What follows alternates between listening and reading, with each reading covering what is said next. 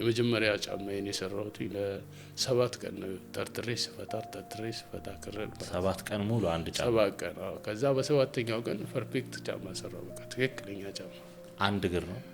አንድ ብቻ አንድ ፍሬ 6 ጫማ ይዤ ዘረጋው በኢትዮጵያ ፊት ለፊት። ሰው በጣም ተገረመ እና እዛው ቁጭ ብዬ ሾው እያሳየው ነው ቪዲዮ ማለት እየሰራው ማለት 200 ብር ነው ስሸጠው የነበረው። ከ17 ሰው በላይ አስተምሬያለሁ። አይምሮ ውስጥ የሚመላለስ ነገር አለ። ይሄንን ስራ እድሜ ልኬን ብሰራው እስከሞት ድረስ ብሰራው የአንድ ወረዳ ተው የአንድ ቀበሌ ሰው አላለብስ። ልታደርግ የምትችለው ወደ ሰዎች በማሳለፍ ለሰዎች ነው፣ መስጠት ነው። ኮቪድ ሲገባ ስራ ስለቅ ጎዳና ወጣሁ። ከቤተሰብ የተለያዩ ጎዳና ወጣሁ። ከቤተሰብ የተለያይቼ ከሚስቴ ጋር በጣም አስቸጋሪ ሰው ነበር። የባለፈው ህይወቴ አጨሳለሁ፣ ቅማለሁ፣ ጠጣለሁ። በጣም አስቸጋሪ ነበርኩኝ። በ2 ወር በ3 ወር ማላገኝ ማለት ድምጻቸውን ማልሰባበት ጊዜ ነበር እና በስራ ላይ ያለው ባላስብም ልክ ቤት ስገባ ስለ ልጆቼ ነው የማስበው። ሰላም፣ ይህ የቲጃራ ስፔሻል ኤፒሶድ ነው። እንግዲህ ዛሬ እጄ ላይ የምትመለከቱትን ጫማ የሚሰራውን ወጣት ነው ወደ እናንተ ይዘንላችሁ የምንቀርበው። ከዚህ በፊት እንግዲህ ዳንቴልን የምታውቁት ቴሌቪዥን ላይ የሚንጠለጠሉ ትንንሽ ጌጦች እንዲሁም ደግሞ ሶፋ ላይ ወይም ደግሞ አንሶላ ሲሰራባቸው ነው የምናውቀው።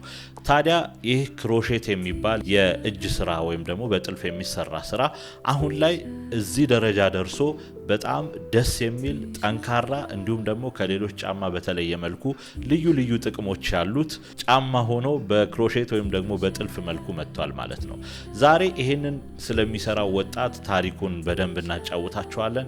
ይሄንን በሚሰራበት ሂደት ውስጥም ስላጋጠሙት ነገሮችና ስላለፈባቸው ነገሮች፣ ስለዚህ ቢዝነስም ጭምር እንዴት እንደሚሰራ ይሄንኑ ከሱ ጋር ጥሩ ቆይታ አድርገናል። እስከ መጨረሻው ድረስ እንድትከታተሉ እንጠይቃችኋለሁ።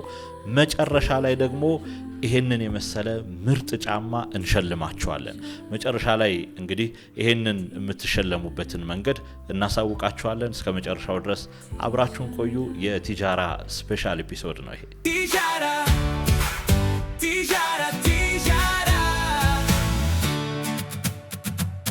ተስፍሽ እንዴት ነህ? እግዚአብሔር ይመስገን ደህና ነኝ። በአንሶላ በብርድ ልብስ ምናምን የምናውቀውን ክሮሼት ወይም ደግሞ ዳንቴል አይደል የሚባለው ለጫማ እንዴት ይሆናል ብለህ አሰብክ? ወይም ደግሞ ለጫማ ይሆናል ብለህ ያወቅበት ጊዜ መቼ ነው? ለጫማ እንዲሆን ያሰብኩትኝ በአንድ ሰው ምክንያት ነው። ከአሁን በፊት ኮፍያ ነበር የምሰራው። ኮፍያ በምሰራ ሰዓት ያው ብዙ ሰው አይገዛኝም፣ አይሸጥልኝም። ያው ከችግር ምክንያት ነው ወደዚህ ስራ የገባሁት። የራይድ ሹፌር ነው ዮናስ ይባላል። እስኪ አንተ ልጅ ሁሌ በቃ ኮፍያ ምናምን ከምሰራ እስኪ እንደው መኪናዬን ማንጠለጥለው ወይ አሻንጉሊት ወይ ጫማ ስራልኝ አለኝ። በቃ ወዲያው ጫማ ጭንቅላቴ ውስጥ ተቀረጸና ጫማ ብዬ ሰርቼ ሰጠሁት። 50 ብር ሰጠኝ። እንትን መኪና ውስጥ የሚንጠለጠል ማለት ነው። የህፃን ልጅ የሚመስል ትንሽ ነገር ነው ወይስ? በጣም ትንሽ ከህፃን ልጅ ያነሰች በቃ ዝም ብሎ የሚያንጠለጥላት ልክ እንደ ቁልፍ መያዣ ነገር በለው እንደዛ ሰርቼ ሰጠሁት። 50 ብር ሰጠኝ። በቃ ጫማ የዛን ሰዓት ወደ ውስጥ ገባና የመጀመሪያ ጫማዬን የሰራሁት ለ7 ቀን ተርትሬ ስፈታ ክረል 7 ቀን ሙሉ አንድ ጫማ 7 ቀን ከዛ በ7ኛው ቀን ፐርፌክት ጫማ ሰራው። በቃ ትክክለኛ ጫማ አንድ እግር ነው። አንድ ብቻ አንድ ፍሬ 7 ቀን ሙሉ ማለት ነው። ዲዛይኑ ለመውጣት ጫማ። ከዛ በኋላ ያው ቀጠለ። አሁን ከቢያንስ 47 የሚሆን ዲዛይን አለ የጫማ አይነቶች ማለት ነው ሰራቸው። የጫማ ሆነው አይነቶች ማለት ነው። በጣም ደስ ይላል። ዮናስ እንግዲህ የዚህን ስራ ሀሳብ ሰጠ። ኦሬዲ እሱ ለራሱ ይሄ ይሆናል ብሎ ያሰበው ነው። አንተ ግን ሌላ የእንጀራ መንገድ ደግሞ ከፈተልህ ማለት ነው። የመጀመሪያውን ጫማ ለማን ነው የሸጥከው ወይስ ለራስ ለበስከው? ረጅም ጊዜ ተቀምጦ ነበር እኔ ጋር ቤት አስቀምጬው ነበር። በጣም ሰርተው ማለት ነው። ትንሽ ስለነበረች የትልቅ ሰው አልሰራሁትም፣ የህፃናት ነው የሰራሁት። ረጅም ጊዜ ተቀምጦ ነበር ቤት። አጋጣሚ ወደ ጊዮርጊስ አካባቢ ነበር ተከራይቼ የምኖረው። ቃጠሎ ነበርና በዛው አንዳንድ ልብሶች ምናምን ነበሩ ተቃጠለ አብረው እንጂ እኔ ጋር ተቀምጦ ነበር። የመጀመሪያ ስራ ማለት ነው። የመጀመሪያ አንድ ፍሬ ጫማ ናት። የልጅ ጫማ ነው የሰራሁት። ከዛ ሁለተኛ ጫማ ሰራ። ከዛ በኋላ በቃ ተውኩትኝ እና የኮፍያ መስራቱን ጫማ ላይ መስራት ጀመርኩኝ። ጫማ የህፃናት ዳዴ የሚሉበት ጫማ። ኦኬ ገና እንደተወለዱ መሄድ መራመድ ሲጀምሩ ዳዴ የሚሉበት ጫማ መስራት ጀመርኩ። በክር እያረኩኝ ሶሉም ላዩም ክር ማለት ክር በክር እያረኩኝ መስራት ጀመርኩ። በቦሌ ጎዳና ላይ በጣም ብዙ ሰው ያቀኛል። መንገድ ላይ ነው ዘርግቼ የሚሸጠው። ቀን አንድ ጥግ ቦታ ወደ ጎተራ ማሳለጫ፣ ወደ መስቀል ፍላወር፣ እንደገና ደግሞ ወደ ቦሌ አካባቢ ሩዋንዳ አካባቢ ቁጭ ብዬ እሰራለሁ። ማታ ልክ 11 ሰዓት ሲሆን ቦሌ ጎዳና ላይ ቁጭ ብዬ እሰራለሁ። ህብር ኢትዮጵያ አካባቢ፣ ቦሌ ማተሚያ አካባቢ፣ ገርጂ እዚህ ጎተራ ጋር ወደ ሳሪስ አዲስ አበባ አካባቢ ልክ ሰው ሲወጣ ከስራ መንገድ ላይ በማዳበሪያ ዘረጋቸዋለሁ። እዛ ጋር የህፃናቶቹን መሸጥ ጀመርኩኝ። በዛ ተስፋ አልቆረጥኩም፣ በዛው ቀጠልኩ። ከዛ ቄራ አካባቢ አጥር ላይ የተንጠለጠሉ ፕላስቲኮች አየሁ። የስሊፐር ፋብሪካ የምርቱ ትርፍ ለሰዎች ይሰጣቸዋልና አጥር ላይ ተንጠልጥሏል። ቆይስ ይህን ነገር እንደሰው ብጠቀመው ምናምን ብዬ አሰብኩኝ እና አጥር ላይ ከተንጠለጠለ ሰዎቹን አስፈቅጄ ጠየቅኩ። የስሊፐር ተረፍ ምንት ነው? ተቆርጦ ከወጣ በኋላ የሚተርፈው ማለት ነው። ከዛ በሱ ላይ ማስቲሽ ገዛውኝ፣ ዲዛይን አረኩ፣ እሱ ላይ መለጠፍ ጀመርኩኝ። ከዛ ሰው ወደደው። ከዛ የት ላገኘው? ቄራ አንትዬ የሚባል የስሊፐር ፋብሪካ ባለቤት አንትዬ የሚባል ሰው አለ። በጣም ጥሩ ሰው ነው፣ መልካም ሰው። ፋብሪካውን ሰዎች ጠቆሙኝ። ይዤ ጠየቁት። እንደዚህ ነው የምሰራው እና ይህን ስራ ማሳደግ እፈልጋለሁ፣ ተባበረኝ፣ ቁርጥራጮች ውስጠኝ አልኩት። ችግር የለውም፣ በፈለክ ሰዓት በጆንያ እየሞላው ውሰዳል፣ በፈለክ ሰዓት አለኝ። ከዛ አሁን እሱ ብርታቱ ነኝ፣ ወደዚህ እንድደርስ ያደረገኝም እሱ ነው። ከዛ በዲዛይን እየቆረጥኩኝ ከፍ ያለውን 35 36 ቁጥር ምናምን የሚለውን ከፍ እያረኩ መስራት ጀመርኩ። እነሱም አይጠቀሙበትንም፣ ያልተቆረጠውን ሰፋ ያለውን ለኔ ይሰጡ ጀመር። በሁለቱ በኩል አንዱ ከተበላሸ በአንደኛው ሳይድ ለኔ ይሰጡኛል። እኔ ደግሞ በአንደኛው ሳይድ ጫማውን ሰርቄ ስለምለጥፍበት በጣም ጥሩ ሰው ነው አንትዬ። በዚህ አጋጣሚ በጣም ነው ላመሰግነው የምፈልገው። እዚህ እንድደርስ ያደረገኝ እሱ ነው። ከዛ በስሊፐር መስራት ጀመርኩ። በጣም አሪፍ። ዮናስ መንገዱን ጭላንጭሏን አሳየህ፣ አንተ ሀሳብህን ጨምረህበት ሄድክ። አንትዬ ደግሞ ከቄራ ወደ ሌላ አሳደገልህ ማለት ነው ስራህን። እና የመጀመሪያ የሸጥካት አይ ቲንክ የህፃናቱን የሸጥከው አይደል? የመጀመሪያ የሸጥክለት ሰው ሲያየው እንዴት ነበር ስሜቱ? ታስታውሰዋለህ መቼስ? ቦሌ ነው፣ ህብር ኢትዮጵያ አካባቢ ነው። በስሊፐር ሰርቼ የመጀመሪያ ጫማ የሸጥኩለት ሰውዬ አላውቀውም። እንግዲህ እኔ መንገድ ላይ ዘርግቼ ነው 6 ጫማ ይዤ ዘረጋው ህብር ኢትዮጵያ ፊት ለፊት። ሰው በጣም ተገረመ እና እዛው ቁጭ ብዬ ሾው እያሳየሁ ነው፣ ቪዲዮ ማለት እየሰራው ማለት ነው። እየሰራው ህዝቡ ይረማመዳል፣ እኔ እየሰራው ጫማዎችን ደርድሬያለሁ። 200 ብር ነው ስሸጥ የነበረው። የሹራብ ክሩ ነው ሰራበት የነበረው፣ ይነጫጫ ምናምን። ለልጆቹ ግን በጣም አሪፍ ኮምፈርት ነው፣ በደንብ ዳዴ ስለሚሉበት 200 ብር ነው የሚሸጥ የነበረ። ገዛኝ 200 ብር ሂሳቡ ነበረ። 100 ብር ጨምሮ 300 ብር ሰጠኝ። ያን ቀን የመጀመሪያ ቀን ይዣቸው የሄድኳቸው 6 ጫማዎች ናቸው። በ6ቱ ጫማ 2000 ምናምን ብር አግኝቻለሁ። የሚሸጠው በ200 ብር ነው። በ1200 ብር ነበር ማለቅ የነበረበት። የሆነ ሰው ገዛኝ፣ ሰፖርት ላደረግ ነው መልሰ ሽጠው ብሎ ጫማውን ሰጠኝ ራሱ። ደስ ይላል። ቲፕ 200 150 የሚሰጡኝ አሉ። ከሁሉም የበለጠ ግን ያየኝ ሰው እዛ አስፋልት ላይ ቁጭ ብዬ ያየኝ ሰው ቁሞ ጠይቆኝ በቃ ብዙ ምርቃት ነው የማገኘው። እጅ ይባረክ ሁሉም ሰው ነው የሚለኝ። እና ያን ደስ የሚል ነገር ስለሆነ ያን ሰውዬ አላውቀውም። ግን በዚህ አጋጣሚ ምናልባት ቪዲዮን ከተመለከተው በጣም አመሰግናለሁ።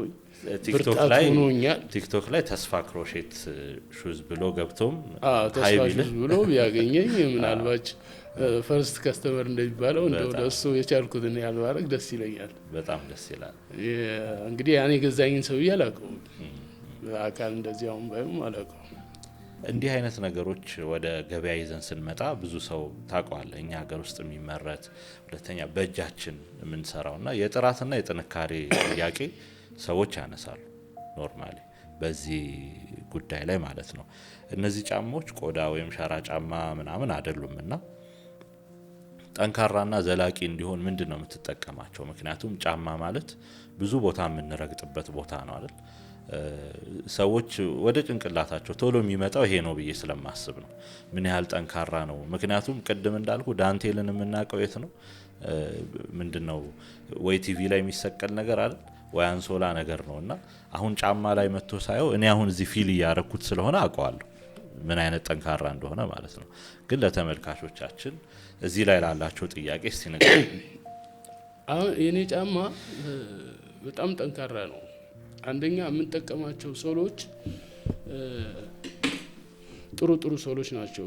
አመቺ የሆነ ለሰው ለእግር አመቺ የሆነ ሶሎች ነው የምጠቀመው። ከውስጥ ማረገውን ገበር እኛ ሀገር ከሚሸጡት ገበሮች ናቸው እነዚህ ናቸው ገበሮች። ክሩም በጣም ጠንካራ ነው፣ በሰው እጅ አይበጠስም። ይሄ ፖሊስተር ነው የሚባለው፣ በጣም ጠንካራ ነው። እንግዲህ እኛ ሀገር ላይ ከሚመረቱት ካሉት ጠንካራ ከሚባሉት ሶሎች ናቸው የምጠቀማቸው። ክሮችም እንደዛው በክር በምንሰራ ሰዓት አሁን በዛ በሱፉ በምንሰራ ሰዓት ብዙ ሰው ይነጫጫል፣ እንደገና አቅም የለውም ምናምን ይላሉ። ያን አሁን ወደ ትልቁ ስዞር ይህን ክር ፈልጌ ያገኘሁትኝና በዚህ ክር መጠቀም ጨመቁ። አሁን ይህን በዚህ ክር በምሰራ ሰዓት እዚህ አሁን ቲክቶክ ላይ በዛም ሰዎች ያቁኛል። ብዙዎቹ የክር ጫማ መሆኑን ነው የሚያውቁት፣ ማቴሪያሉን አያውቁትም። ዳይሬክትሊ ወደ እኔ ሳይመጡ ያዙኛል። ሲያዙኝ ግን ከማዛቸው በፊት እነግራቸዋለሁ ጥርጣሬ እንዳይኖራቸው። የክር ጫማ መሆኑን ካወቃቸው የኔ ጫማ በክር በሹራብ ክር ወይም በዳንቴል ክር በሚሰራው አይደለም የሚሰራው፣ ጠንካራ ክር ነው፣ ፖሊስተር ነው። ሶሉም ጥሩ ሶል ነው የምጠቀመው ብዬ እነግራቸዋለሁ። ከዛ በቃ እርግጠኛ ሆኖ ያዙኛል፣ ምንም ጥርጣሬ ሳይኖራቸው ማለት ነው። አሁን እዚህ ቲክቶክ ላይ በጣም ብዙ ሰው ያዘኛል። አንድ ሰው አሰርቶኝ ከሄደ ሌላ 2 ሰው 3 ሰው ይዞልኝ ይመጣል። ስለሚያየው ማለት ነው። አይቶት እሱ ጋር ደርሶ በየክፍለ ሀገሩ ታዘዛለሁ። በጣም ደግሞ ወሳኝ ነው። አሁን አንተ አስተዋውቀ ከምትሸጠው ራሱ ሰዎች ፕሮዳክቱን እኔ ገዝቼ ሄጄ ጓደኞቼ አይተውት ይሄ አሪፍ ጫማ ነው ግዙ ብላቸው አይተውት ስለሚገዙ አንደኛ ኤክስፔክቴሽናቸው ከዚህኛው ጋር ይገጣጠማል። ሁለተኛ ታማኝ የሆነ ምስክርነት ነው የምሰጠው እኔ። አንተ መተህ ብትነግራቸው ስለማትተዋወቁ 50-50 ነው። እኔ ግን ለጓደኞቼ ነው እየተጠቀምኩ ነው። ይሄ ለአንተ ታማኝ ማስታወቂያ ነው መቼስ። ትክክል፣ እሱ ነው። አሁን እኔ አሁን ትልቁ ነገር ምንድነው የሆነው? አሁን እንዳልከው አንድ ሰው ያዘኛል፣ ያ ሰው ይዞ ይሄዳል። 4-5 ሰው ይመጣል በዛ ሰውዬ፣ ምንም ጥርጥር የለውም። ስለዚህ ጠንካራ ናቸው ሶሎቹም። አሁን ይሄ ሶል የምጠቀመው ሶል አንድ መርካቶ የሚኖር ዲዛይነር ነው እና ቲክቶክ ላይ አየኝ። ከዚህ በፊት የምጠቀማቸው ሶሎች ሌሎች ሶሎች ነበሩ። እንደውም ቲክቶክ ላይ አለ፣ እዛ የምስጋና ቪዲዮ ሰርቻለሁ። ጥሌ የሚባል ሰውን አላውቀውም በአካል አሁንም አላውቀውም። ይሄን ሶል 1 ደርዘን ይልክልኛል ሊያበረታታኝ። ምስጋና ቪዲዮ ሰራው፣ እንደማመሰግነው በቤተሰቦቼ ስም ምስጋና ቪዲዮ ከሰራው በኋላ ይሄን ሶል ሰው በጣም ይፈልገዋል። አሁን እዛ ሳሳየው ሰርቼ ሳሳየው አሁን እሱ ጋር እየሄድኩ ነው የምገዛው። ያው የሱ ሰራተኞች አሉ፣ እነሱን አገኛለሁ፣ ሶሉን ይዤ እመጣለሁ። ሶሉን ይዤ ከመጣው በኋላ ማስቴሽ አልጠቀምም። አሁን የኔ ለየት የሚያደርገው ጫማው ከሌሎቹ ጫማዎች ቀላል ነው። ክብደቱ ከምንገዛቸው ጫማዎች ይቀላል፣ የበለጠ ይቀላል፣ ግማሽ በግማሽ። በዛ ላይ ማስቴሽ አልጠቀምም። ይሄን ከሰራው በኋላ ክሩን ይሄን እሰራለሁ። ይሄን ከሰራው በኋላ ሶሉ ላይ በክር ነው የማያያዘው። ስሰፋውም እኔ ራሴ ነው የሚሰፋው። ስፌቶቹ የማሽን ስፍ ነው የሚመስሉት። አሪፍ አሪፍ ጫማ ነው። ቀላል ነው ይሄ ጫማ በደንብ ስፌቱ ራሱ ፊኒሺንጉ በጣም ደስ የሚል የሚያምር ነው። እንግዲህ ከመርካቶም ደግሞ አሁንም ድጋሚ ስራህን ወደፊት የሚያሻሽልና የሚያሳምር ማን ያልከው ስሙን ያገዘህ ሰው ነው ጥሌ ለስራ ተው እንጂ በስልክ ነው ትተው በስልክ ነው ያገኙት። የመጀመሪያ ጊዜ በሞተረኛ ላከልኝ ተቀበልኩ። አሁንም እሱ ጋር ሄጃለሁ። በጣም መልካም ሄጃለሁ። የሱን ሰራተኞች ነው የማገኘው እንጂ እሱ ከሱ ጋር አትተው። ስለዚህ ስራ መስራት ከፈለክና መለወጥ ከፈለክ ብዙ ቦታ የሚያግዙ ሰዎች ታገኛለህ ማለት ነው። ይኖራል ሰዎች አሉ ማለት ነው። ይኖራል። በጣም ብዙ ሰዎች መጥተዋል። አሁንም እዚሁ ባዛሩ ላይ ያገኘዋቸው ሰዎች አሉ። መጥተው ስራዎችን እንዲያዩ እንደሚያዩልኝ አንድ የጫማ ባለ ፋብሪካም ጠርቶኛል። እንግዲህ ቀጣይ ሳምንት መጥተህ ፋብሪካን ትጎበኛለህ፣ አይዲያ እንሰጣለን፣ በአንዳንድ ነገር ሰፖርት እናደርጋለን ብሎኛል። እንግዲህ ቀጣይ ሳምንት ነው ያለኝ። አድራሻውን ስልክ ቁጥሩን ሰጥቶኛል። እዛ ሄጄ ደግሞ እንግዲህ እሱ የሚለኝን ገንዘብ ከመስጠት የበለጠ ደግሞ አይዲያ ትልቅ ነው። በጣም ትልቅ ነው። እኔም አላውቀውም ከነሱ አገኛለሁ። ለዚህ ጫማ እኔ ብዙ አስቤለታለሁ። ከሀገሬ አልፎ ወደ ውጭ ሀገር ኤክስፖርት ማድረግ ፈልጋለሁ። በጣም ይሄ ደግሞ በእጅ የሚሰራ ጫማ ነው። ስለዚህ ብዙዎችን ማስተማር ፈልጋለሁ። ብዙዎችን አስተምሬ አሁን ብዙ የሚያስፈልጉኝ ነገሮች አሉ። ያንን ነገር ለማድረግ ደግሞ ጠንክሬ መስራት፣ ለህዝቡ ማሳየት ነው። ስለዚህ አገኛለሁ ብዬ አስባለሁ እንደ እግዚአብሔር ፍቃድ። በጣም ጥሩ። ሀሳብህ ላይ ምን ጥሩ ነገር አገኘው? ኖርማሊ ሀሳብ ትልቅ ነገር ነው የሚለው ያ ማለት ላንተ የሆነች ነገር እርዳታም የሆነ ነገር ሰጥቶ ከማለፍ ምንድነው የሚባለው ለሰውየው አሳ ከምትሰጠው አሳ ማጥመድን አሳየው ይባላል አይደል? አሳ ከተሰጠህ ኦሬዲ የሚቀጥለውም ሳምንት አሳ ትጠብቃለህ። ማጥመዱን ግን ካሳየህ ከሰውየው አትጠብቅም። ኦሬዲ ቀጥታ ትሄዳለህ። እዚህ ላይ ወጣቶች ላይ እየሰራ ያለው ነገር ስላለ በኋላ ላይ እናወራለን። ከዛ በፊት ግን የስራ ሂደቱን ትንሽ እስቲ በትንሹ አብራራለን። እንዴት ትጀምራለህ እስከ መጨረሻው ድረስ ያለው የስራ ሂደቱ? እንግዲህ መጀመሪያ እነዚህን ክሮች ከመርካቶ ነው የምገዛቸው። ኦኬ። ሶሉንም እንዳልኩ ያው ከመርካቶ ነው የማመጣው። እነዚህ ክሮች አሉ። ይሄ አሁን ተሰርቶ ያለቀ ነው። ኦኬ። አልቋል። የላይኛው ፓርት አልቆለታል። ሁሉ ነገር አልቋል። ከሶል ጋር መገናኘት ነው የሚቀረው። ሶሉ ጋር ነው የሚገናኘው። ለብቻው እንደገና ሲጀምር እነዚህ ክሮች አሉ። መጀመሪያ ጫማውን ስሰራ ሰንሰለት ነው የምሰራው። ኦኬ። ይህን ሰንሰለት እንደዚህ ይሰራለሁ። ሰንሰለቱን ከሰራው በኋላ ቁጥር አለ። አሁን 40 ቁጥር ልስራ ካልኩኝ በዚህ በሰንሰለቱ 70 ሰንሰለት እሰራለሁ። ኦኬ። 70 ሰንሰለት ሰርቼ እሱን ልጠይቅ ነበር። እንዴት ነው ያወቀው መጀመሪያ ላይ? ለምሳሌ አይደል ሳይዝ በጣም ከባድ ነገር ስለሆነ መጀመሪያ ላይ ያ ሹፌር ጫማውን ስራ ሲለኝ በጣቴ ያረኩና ዝም ብዬ ክብ ነገር ሰርቼ አጎረጎርኩትና ከኋላው ዝም ብዬ እንደ ነገሩ ጠላልፌ ያው መኪና ላይ የምንጠረጠር ስለሆነ ሰው ስለማያረገው ከዛ የህፃናቶቹን ስሰራ እግር ነው የህፃን ልጅ እግር እንደሚመስል የሆነ እንጨት ነገር አለኝና እዛ ላይ ልክ እንደዚህ ሰንሰለት ሰራለሁ። እቺ ቆይ በእግሩ በኩል የምትሆናት ምናምንና ሰንሰለቷን ሰራና ያችን እንጨት እንደዚህ ለካታለሁ። ኦኬ። የህፃን ልጅ እግር አስመስዬ የቀረጽኳት እንጨት አለች፣ ለካታለሁ። ቁጥሯን ይዛለሁ እቺ ሰንሰለቷን። በዛም ወደ ላይ ከፍ ስልም እንደዛው እያረኩ ነው። በቁጥር ነው የምሰራው። ወደ ትልቁ ስገባ አሁን 35 ቁጥር ካዘዙኝ መጀመሪያ ሰንሰለቱን ነው የምሰራው። ሰንሰለቱን ሰርቼ ያን 35 ቁጥር ሶሉን አመጣና ክብ አደርገዋለሁ። ክብ አድርጌ ሶሉ ላይ አስቀምጠዋለሁ። ካስቀመጥኩ በኋላ ዙሪያውን እገጥመዋለሁ። ወደ ላይ ከፍ ይላል። ዲዛይኑንም ከዚህ ከፊት ለፊቱ መጀመሪያ ከፊት ለፊቱ ነው የማውጣው። ብዙ ዲዛይኖች አሉ። ከኋላ ክፍት አሉ፣ ከፊት ለፊት ክፍት አሉ፣ ማሰሪያ የሌለው አለ፣ ቡትስ አለ። ሁሉንም በቁጥር ነው የምንሰራቸው። ምን ያህል ነው ዲዛይን ያልከኝ ቅድም? 46 47 ይሆናል። አይነቶች አሉ ጫማ። አሁን ግን እየሰራኋቸው ያለሁት ከ5 ከ6 አይበልጥም። ኦኬ ብዙ ሰው እየፈለገው ያለው እሱን ስለሆነ አዎ በቃ እሱን ነው የሚፈልገው በብዛት ህፃናቶቹ ላይ ነው ያለው። ኦኬ እና አሁን የምሰራቸው 5-6 የሚሆኑ ናቸው የምሰራቸው ያለው። ሂደቱ እንደዚህ ነው። መጀመሪያ ጫማውን ነው የምሰራው። ስለዚህ ስታንዳርድ አለ በራስህ ማለት ነው። አዎ ሶሉን አልከተልም። ሶሉን ከተከተልኩኝ ቁጥሩን ገዛለሁ የሚፈልገውን ሰውዬው ሶሉን ተከትዬ ይሄ ምንም የኔ እውቀት አይደለም ማለት ነው። ይሄን አሁን የፈጠርኩት ምንድነው ይሄን መጀመሪያ እሰራለሁ። ሰርቼ ሁሉም ከጨረስኩ በኋላ ከተጠናቀቀ በኋላ ሶሉ ላይ ገጥመዋለሁ። ሶሉ ላይ ገጥሜ በ8 ቦታ ላይ ከፊት ለፊት ከጎን ከጎን ከጎን ከጎን ከኋላ በዚህ ጎን 8 ቦታ ላይ አስይዘዋለሁ። ከተያያዘ በኋላ እንዳይጣመም አሁን እቺ ፊት ለፊቷ ያያያት አልዞርም። ልክ ነው። እንዳይዞር ፐርፌክት ነው። ፐርፌክት ይሆናል። ከዛ ሰፋዋለሁ። አሁን ጫማ የሚሰሩ ሰዎች አሉ፣ የቆዳ ጫማ እንበል። እነሱ አሁን ቆዳውን ከዘሩ በኋላ ሶሉ ላይ ሲገጥሙ በሞልድ ነው የሚጠቀሙት። ሞልድ በእንጨት ወይም ይከቱበትና ውስጥ ቅርጽ እንዲይዝ የሰሩትን ጫማ እዛ ላይ መትተውት በሚስማር ወደ ውስጥ ከዛ ማስቲሽ ቀብተው ሶሉ ላይ ይገጥማሉ። የሚሰፋም ከሆነ ይሰፋሉ በማሽን።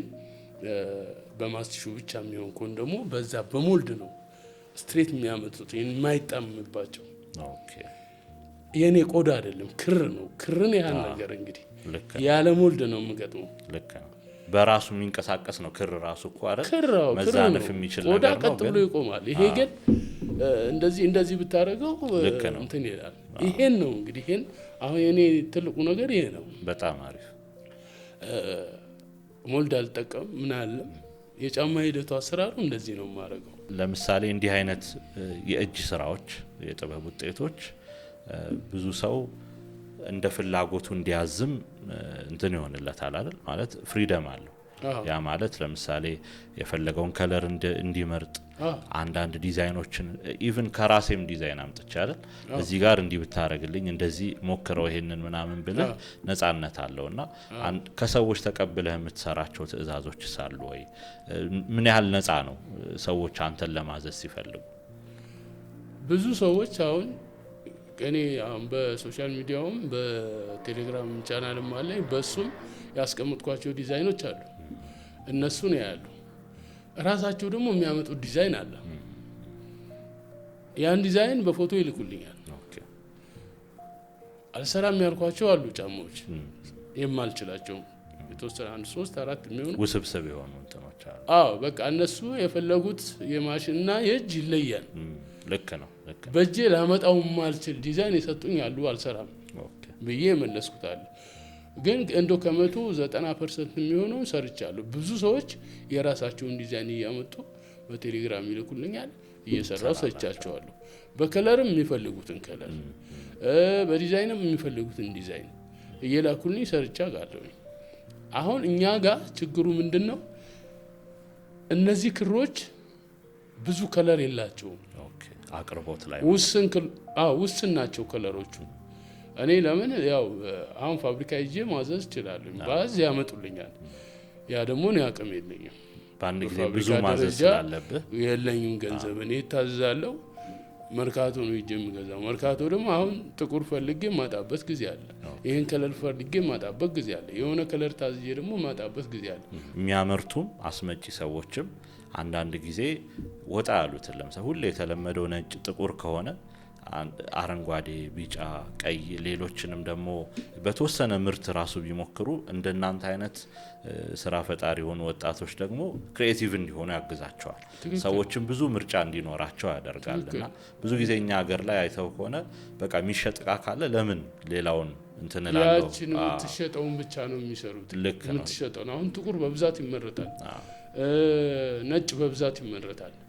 ሌሎች ከለሮች በብዛት አይመረቱም። አሁን በተለያየ ከለር ቢመረት እኔ አሁን እንደፈጠርኩት ሌላም ሰው የሚፈጥር ይኖራል። ያንን ቢያደርጉ ቆንጆ ነው ለሚያመርቱ ሰዎች። እንግዲህ አስመጪዎችም ካሉ ይሄንን ቪዲዮ የሚያዩ ሰዎች በተወሰነ መልኩ ለምሳሌ እነሱ ሲያስመጡ ብዙ ላይሆን ይችላል ሶ ተስፈሽ እንዲሞክርበት የተወሰነ ሌላ ከለር አምጥተው አይተውት ገበያውን በኋላ ላይ ደግሞ በደንብ የሚያመጡበትን ነገር ቢያስቡበት ጥሩ ነው ብዬ አስባለሁ። ይመጣል ከለሩ ይመጣል። ከለሩ ሲመጣ የሆነ ሰዓት ላይ ያመጡትና ይጠፋል። የሚጠፋው ምንድነው? ውስን ሰው ነው የሚጠቀመው። ውስን ሰው ስለሆነ የሚጠቀመው አንሸጥም አይሸጥልም አይነት ነገር ይመስለኛል። እንደዚህ ሳስበው ይጠፋል። እኔ ደግሞ ያችን ጫማ ሰርቼ ፖስት አደርጋታለሁ። ብዙ ሰው ይፈልጋል። ይሄን ጫማ እያሉ ይልኩልኛል። ይሄን ጫማ ስራሉ። ስለዚህ ቀብድ አልቀበልም። ከለሩን አላገኘም። አቅርቦቱ ላይ መተማመን ስለሌለ ከለሩን አላገኘም። አሁን ላይ የለም። እንጠብቃለን እስከሚመጣ የምትሉ ከሆነ እሺ ቀብድ ላኩልኝ፣ አለበለዚያ ሲመጣ ደውልላቸዋለሁ ነው የምላቸው። እንደዛ ነው ማድረግ። ከለር ላይ በጣም ችግር አለ። አሁን ይሄ እኛ ሀገር ነው የሚመረተው። ይሄ እነዚህ ከለሮች ፖሊስተሩ እኛ ሀገር አለ፣ ከውጭ ይመጣል። እኛ ሀገር ነው የሚመረተው። ግን አሪፍ ነው፣ በጣም ጠንካራ ነው። ፌዳ አያረግም፣ አይነጫጭም። በጣም አሪፍ ከለር ነው ፖሊስተር፣ በጣም ቆንጆ ነው። ስለዚህ በዚህ በከለር በኩል እንኳን ብዙ እንትን አይደለም። ስለዚህ ባሉት ገበያ ላይ ባለው ከለር ግን እንደ ፍላጎቴ ማዘዝ እችላለሁ ማለት ነው። ጥሩ። እንግዲህ አንተም ብዙ ተቸግረህበታል። አሁን ደግሞ ኦሬዲ ዋና ስራ ሆኖ እየሰራህበት ነው ያለው። እንግዲህ ይህንን የእጅ ስራ እየሰራ ባለህበት ሌላ ደግሞ ወጣቶችን ለማገዝ የገንዘብ ችግር ያለባቸው ወጣቶች ልክ እንዳንተ ይሄንን ሙያ ለምደው ራሳቸውን እንዲችሉበት ይሄንን ሙያ ለምደው ደግሞ ገቢ እንዲያገኙበትም ጭምር የተወሰነ የምትሰራው ነገር እንዳለ አውቃለሁና ስለሱ ንገረን እስቲ። አሁን ይሄን ሙያ ራሴ ፈጥሬያለሁ። ፈጥሬም ለብዙ ሰው ተቀባይነት አግኝቷል። እኔም እየኖርኩበት ነው። የቻልኩትን ያህል ቤተሰቤን እያገዝኩ ነው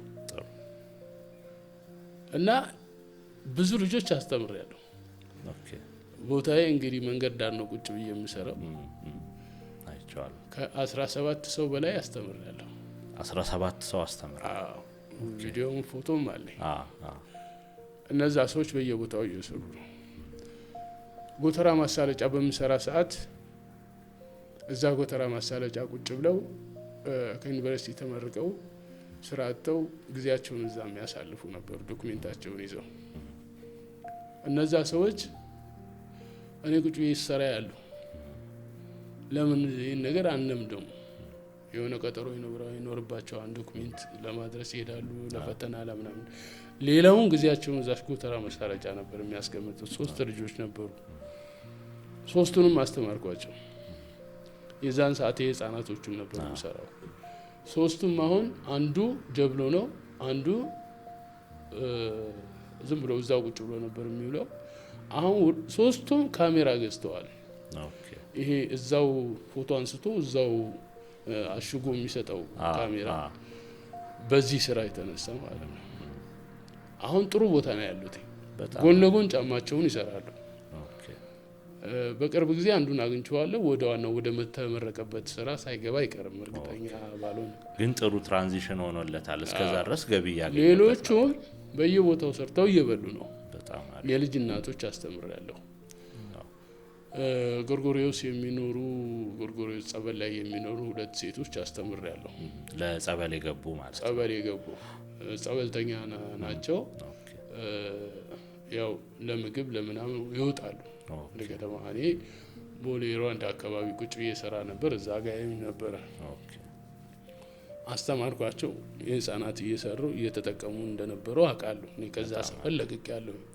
አሁን የመጣሁበት ቦታ ላይ 14 15 የሚሆኑ ልጆች አስተምሬያለሁ። ወጣት በሶሻል ሚዲያ እያዩኝ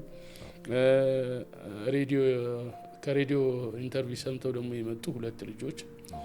አንዱ አስተማሪ ነው፣ ፈይሳ ይባላል። እሱ ፐርፌክት ነው። አሁን አሪፍ ስራ እየሰራ ነው። በደንብ ለምዷል። አስተማሪ ነው፣ ያስተምራል። የግል ትምህርት ቤት ነው የሚያስተምረው። በትርፍ ሰዓቱ ደግሞ በጣም ጎበዝ ነው እሱ። በቃ በጣም ጎበዝ፣ ካስተማርኳቸው ተማሪዎች ጎበዝ። ከሱ ጋርም አንድ ልጅ አለ። እሱ ገና እንትኑን አጠናቁ አልጨረሰም፣ በአጋጣሚ ቀርቷን እንደሆነ አላውቅም። ሌሎቹም አሉ የተማሩ 2 ልጆች አሉ። ሶሻል ሚዲያ ላይ አንዱ በጣም ጎበዝ ነው። ሶሻል ሚዲያ አለ፣ ቲክቶክ አለው። እዛ ላይ ፖስት እያደረገ ስራዎቹን እንትን ይላል፣ ይሸጣል። ከደብረ ዘይትም መጥተው የተማሩ አሉ። መንገድ ላይ ቁጭ ብላ ሩዋንዳ መብራቱን ከፍ ሲል መንገድ ላይ ቁጭ ብላ 2 ልጅ ይዛ የምትለምን ማለት የኔ ብጤ ነበረች።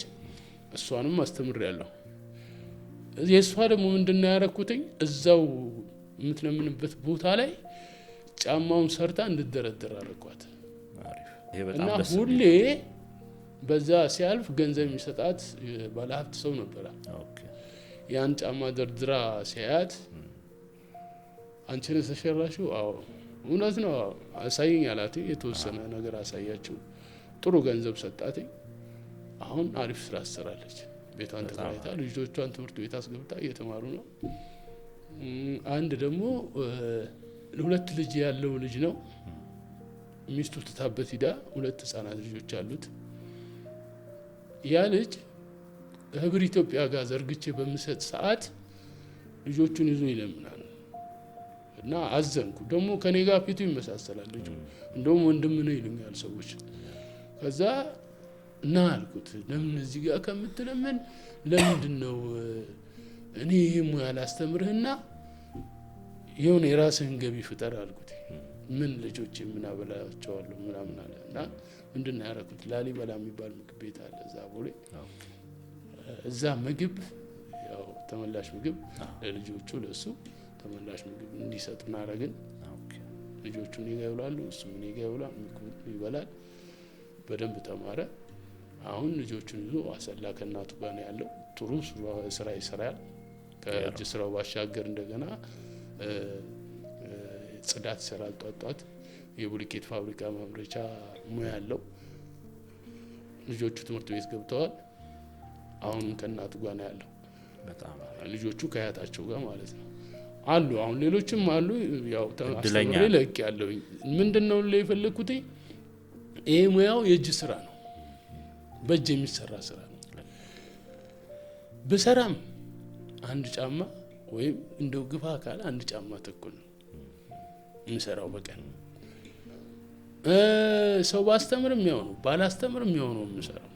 ስለዚህ እድሜም እየጨመረ ሙያውም እንዲሁ ተቀብሮ ነው የሚቀረው። ስለዚህ ሁሌ ህልሜ ላይ የማስበው ነገር ምንድነው ትልቅ የማሰልጠኛ ተቋም ከፍቼ የተቸገሩ ሰዎችን መንገድ ላይ አሁን ወጣቱ በብዛት ማለት ነው ስራ በማጣት የተነሳ መንገድ ላይ ቁጭ ብሎ የሚለምን ታያዋለህ። ወዶ ጎዳና ያወጣል። በስራ ማጣት ምክንያት ግን ጎዳና ያወጣል። እነሱን እየሰበሰብኩ ይህን ሙያ ሰጥቼ እንግዲህ ከኔ አልፎ ለብዙ ሰዎች ተዳርሶ ከሀገራችን አልፎ ደግሞ ወደ ውጭ ሀገር እንዲመረት ነው የምፈልገው። በጣም አሪፍ እድለኛ ነህ። በነገራችን ላይ ማለት የሰዎችን ህይወት መቀየር የሚችል እንዲህ አይነት ተሰጥኦ መሰጠት ማለት በጣም ትልቅ ነገር ነው። ተሰጥኦ ብቻ አይደለም፣ በነገራችን ላይ ለመስጠት መታደል በራሱ ለምን ይሄንን ነገር ጥቅም ልታገኝበት ትችላለህ አይደል? ሰዎችን ሰብስበህ አስከፍለህም ይሁን ሌላ ነገር ባይዘው ቢከፍሉም ይገባዋል። ምክንያቱም ሰዎች ሊያገኙበት ስለሆነ ህልም አለ። ሁሌ አይምሮ ውስጥ የሚመላለስ ነገር አለ። ይሄንን ስራ እድሜ ልኬን ብሰራው እድሜ ልኬን እስከሞት ድረስ ብሰራው የአንድ ወረዳ ተው የአንድ ቀበሌ ሰው አላለብስም። ከዛ አለፍኩ ማለት ነው። ስለዚህ ልታደርግ የምትችለው ወደ ሰዎች በማሳለፍ ነው፣ ለሰዎች መስጠት ነው። ለሰዎች መስጠት ደግሞ እንዳልኩ የተቸገሩ ሰዎችን ማስተማር ነው። አለበለዚያ ካላስተምር እኔ ብቻ ወይ ምንም ሳላረግበት ይትቸው ባልፍ ፈጣሪም እኮ ለኔ ጥሩ አይደለም። እሱ የሰጠኝን ጥበብ ለሰዎች ነው እንጂ ማስተላለፍ ያለብኝ ብቻዬን ሀማም ባረገው ትርጉም የለውም። የወደፊት ማስባቸው እቅዶች አሉ። እግዚአብሔር ከፈቀደ ከእጅ ስራ አልፎ ወደ ማሽነሪ ማዞር እፈልጋለሁ። ይሄው ስራ በማሽን እንዲሰራ ወደ ማሽነሪነቱ ምንድነው የእጅ ስራው እንዳለ ሆኖ ቢያንስ ሶሎቹን ራሴ ማምረት እንደገና ከሶሎቹ ውጭ እንደገና ደግሞ እነዚህን ስራዎች ከተሰሩ በኋላ የምሰፋበት ማሽን የመስሪያ ቦታ ብዙዎችን አስተምሬ ወደ ማሽነሪ ማዞር ፈልጋለሁ። ይሄ በነገራችን ላይ ስታወራቸው የነበሩ ታሪኮች የሰዎች ህይወት የተለወጠበት ነው። ከልመና ራሳቸውን ችለው ቤተሰቦቻቸውን ወደ ማኖር ሌላም ስራ እንዲያሯሩጡ ወደ ስራ ሜንታሊቲ እንዲመጡ ማድረግም ጭምር ነው። ባይዘው እንዲህ አይነት ነገሮች እኔ በስራ መልኩ ብቻ አላየው። ይሄንን የዳንቴል ጫማ ወይም ደግሞ የክሮሼት ጫማ በስራ መልኩ ብቻ አላየው። አንዳንዴ እንደ ቴራፒም ያገለግላል ብዬ አስባለሁ። ምክንያቱም አሁን በጣም ሩጫ ውስጥ ነን፣ መረጋጋት አቅቶናል ምናምን አይደል?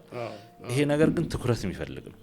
አንዳንድ ጊዜ ሰዎች ቤታቸው ቁጭ ብለው ከሆነ ነገር እያገገሙ ከሆነ ምንም ነገር ማይሰሩበት ጊዜ አለ አይደል? ለምሳሌ እናቶች ወልደው 3 ወር 4 ወር ይታረሳሉ፣ ቤት ቁጭ ይላሉ።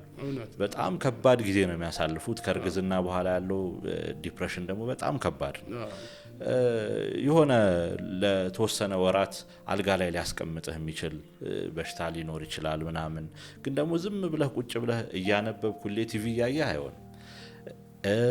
በሕክምና ማዕከላት ውስጥ ያሉ በአረጋውያን ማቆያ ቦታ ውስጥ ያሉ ሰዎች ምናምን እንዲህ አይነት ነገሮች ለአእምሮ እረፍትም ጭምር ነው። አንዳንዴ በደንብ ሰፋ አድርጎ ማሰብ ይፈልጋል እና እነዚህ ሰዎች ሁሉ ያስፈልጋቸዋል። እኔ አሁን አንተ ጋር መጥተው ከፍለውም መማር አለባቸው ብዬ የማስበው ጫማውን ሰርቶ ለመሸጥ ብቻ አይደለም።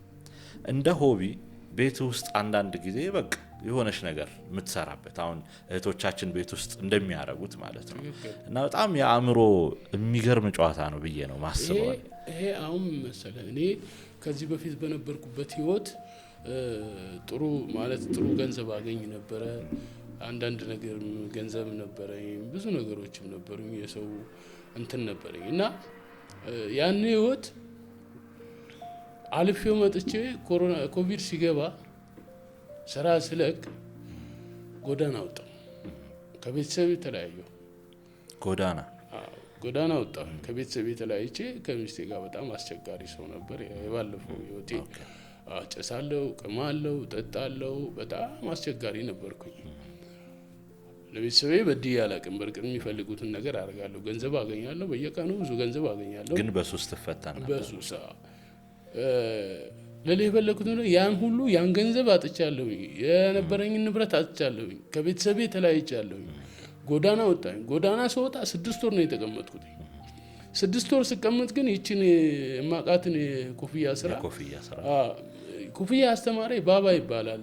አሁን ከበደ ነው የመጠሪያው ስሙ፣ ቅጽል ስሙ ባባ ነው የሚባለው። እሱ ነው ገና የዛሬ 20 ምናምን በፊት ነው በህፃንነታችን ያስተማሪ። አነሷት እንደምትጠቅመኝ ገባኝ። ሙያ ትንሽ የለውም። ልክ ነው። እና ይህን ከጀመርኩ በኋላ ያለፈውን ነገር አሁን ጓደኞቼ አብዷል፣ ጨርቁን ጥሩ ጸበል ነው ያለው ምናምን ወሬ እሰማለሁ። እኔ እዚህ ላይ ነው ያለሁት። ወደ ኋላ የሚባል ነገር አላስብም። ይሄን ስሰራ እግዚአብሔር ምስክሬ ነው። አንተ ጋር አውርቼ የሄድኩትን ነገር ጠዋት አንተ ጋር አውርቼ የሄድኩትን ነገር ልክ ስራ ላይ ከገባው በኋላ ማለት ነው ክርና ኪሎሽን ብቻ ነው የማስበው። ምንም ነገር አታስብም። ስለዚህ ሰላም ይሰጣል ማለት ነው። እንዳልከው አሁን እነዚህ የወለዱ እናቶች፣ በቤት ውስጥ ቁጭ ያሉ ሰዎች፣ በአቅመ ደካማ ማለት በአረጋውያን ያሉ ሰዎች፣ በዛ ላይ እንደገና ደግሞ አካል ጉዳተኞች አሉ። አሁን ማስተማር የሚፈልጋቸው አካል ጉዳተኞች በእግራቸው መራመድ የማይችሉ በዊልቸር የሚሄዱ ገብተዋል አይደል? እግራቸው መራመድ የማይችል በአንዳንድ በምን ችግር ቤት ውስጥ የተቀመጡ ቤት ውስጥ የማይንቀሳቀሱ እጃቸው መንቀሳቀስ የሚችል አይናቸው የሚያይ እነዛን ሰዎች ነው ሰብስቤ ምርቱን ማብዛት የምፈልገው እና ማስተማር የምፈልገው። እንዳልኩ ጎዳና የወጡ ልጆችን ነው ማስተማር የምፈልገው። ይሄ ስራ አይደለም የአካል ጉዳተኛ የሆኑ ሰዎችን አይደለም ኖርማሊ ሰው እንደዚህ ያልታመን ምንም ያልሆነ ሰው ግን ካለፈው ነገር ወደ ኋላ ሳያስብ ጭንቅላቱ እዚህ ውስጥ ብቻ ነው የሚያደርገው። ስራው ራሱ ያስገድዳል። ለመረጋጋት ሐሳብ ለመሰብሰብ ምናምን ጭራሽ አታስብ። እኔ አንዳንዴ ከቤቴ መጣና እቺ ያለችኝ ቦታ በብረት የምትሰካካ ቦታ ናት። እሷን ሰካካለሁ ረስቸው ቁርሴን ሳልበላ ይሄን ስራ ጀመረ። ቁርሴን ሳልበላ ማርያም ነው። ልክ 6 ሰዓት ሲሆን በአጠገቤ የባንክ ሰራተኞች የመንግስት ሰራተኞች ያልፋሉ ወደ ምሳ ሰዓት። የዛን ሰዓት ነው የምሳ አላርም ናቸው። የዛን ሰዓት ነው እና ለሌላ የፈለኩት ምንድነው ይሄ ስራ ማለት ነው አእምሮህን ነፃ ነው የሚያደርገው። በፊት የሆነ በሰዎች ተጎድተ ወይ ገንዘብ አጥተ ወይ የሆነ ነገር ደርሶብህ ያለፍክ ሰው ከሆንክ እዚህ ስራ ላይ ከገባ ያን ነገር ትረሳዋለህ። እርግጠኛ ነኝ ነው የምልህ። ስለዚህ በህይወታቸው ውስጥ ብዙ የከበዳቸው ነገር ያላቸው ባለፈ ህይወታቸውም ደግሞ ብዙ መርሳት የሚፈልጉት ነገር ካለ መረጋጋት፣ ሀሳባቸውን ወደ አንድ ቦታ መሰብሰብ የሚፈልጉ ሰዎችም ካሉ ይሄ ጫማ መፍትሄ አለው። እኔ እሱን ነው ያልኩ። በቃ ማለት አንዳንዴ ቢዝነሱን ወይም ደግሞ ሰዎች የሆነ ነገር ለምደው የሆነ ብር ማግኘታቸውን ብቻ አይደለም። የፈለገ ሀብታም ብትሆንና የሆነ ቦታ ሄደ ሀሳብህን መጣል ካልቻልክ፣ ሀሳብህን መሰብሰብ ካልቻልክ፣ የሚጨንቅህ ከሆነ እንዲህ አእምሮህን ሀሳብህን የሚሰበስቡ ነገሮችን መጠቀም ጥሩ ነው ብዬ ነው ማስበው። ይሄ ደግሞ ያንተ ህይወት ውስጥም ያየነው ነገር ስለሆነ በጣም ነው ደስ ያለኝ። ባለፈው ህይወትህ በሱስ ይፈትንህ ነበር። ቤተሰብህም ጋር እንዲሁ አይነት ነገር ባታጎድልም የፈለገ ይሁን ሱስ የራሱ የሚወስደው ነገር አለ ካንተም ከቤተሰብህም ከልጆችህም። ዛሬ ላይ ሆነ ይሄ ነገር ገንዘብ ከማግኘት በላይ ደግሞ ተረጋግተህ ህይወትህን እንድትመራ ከልጆችህ ጋር ጥሩ ጊዜ እንድታሳልፍ ያደርጋል ብዬ አስባለሁ። ልጅህም ይሄንን ሙያ ለምዳለች መሰለኝ። ንገረን እስቲ ስለ ልጄ። አሁን ተማሪ ነበረች። እኔ ይህን ስራ ከጀመርኩኝ ቆይቻለሁ። እሷ አሁን ባለፈው አመት ነው ትምህርቷን ያጠናቀቀችው። ከዛ በፊት ሙያውን አልሰጠዋትም ነበር፣ ትምህርቷ ላይ እንድታተኩር ማለት። ሁለቱም ልጆቼ እናታቸው ጋር ነው የሚኖሩት። ልጆች ህፃናቶች ወይም ትልቅም ቢሆኑም ያለ እናት ከባድ ነው በጣም። እናታቸው ጋር የኔ ጥፋት እንዳለው ነው ከቤተሰብ የተለያይቻለሁ። ከባለቤቴ ጋር ጥፋቴን ይቅር ካለችኝ ባለቤቴ ልገናኝ እችላለሁ። ግን እናታቸው ጋር ነው የሚኖሩት። እኔ ጋር መታ መማር ትችል ነበረ።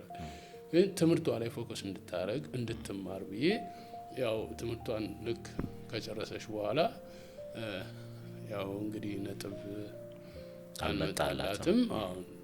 በዚህ አመት እንግዲህ የክልል ኮሌጅ ገብታለች፣ እየተማረች ነው እዛ። አሁን ተምራለች ሙያውን። ከኔ እኩል ነው የምትሰራው። የራሷ ሶሻል ሚዲያ አላት፣ ግን አጠገቤ ናት ያለችው። አስተምራታል። የራሷን ሶሻል ሚዲያ ከፍታ እየሸጠች ነው አላት። አዎ፣ ግን አጠገቤ ነው የምትውለው፣ እኔ ጋር ነው የምትውለው። እኔ ጋር ትሰራለች። ኦርደር ሲበዛብኝ እሰጣታለሁ። እሷም ራሱ ኦርደር እየተቀበለች ነው። አሪፍ።